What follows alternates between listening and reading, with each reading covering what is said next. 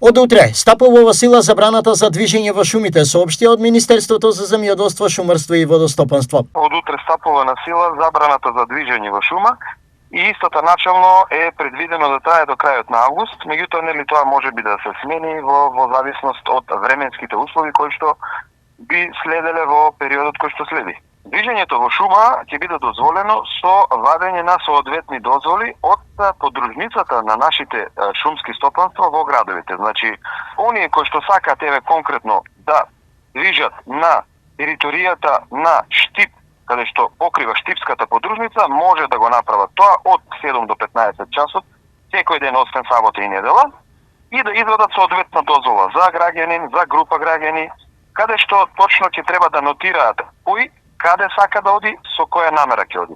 На што треба да се внимава кога сме во шума? Она кое што е најбитно е во овој период никакво палење на оган во шума. Без разлика нели дали оганот сметате дека ќе може да го ставите под контрола, дали ќе биде во контролирани услови. Значи на овие жешки температури знаеме дека требата е премногу висока затоа што имавме два врнежливи месеци, значи требата е премногу висока, сега овие горештини наеднаш значи ќе ја исушат. И таа како таква представува невидено добар горлив материјал за многу брзо пренесување и ширење на пожарите. Значи никакво палење на оган на отворено, никакво.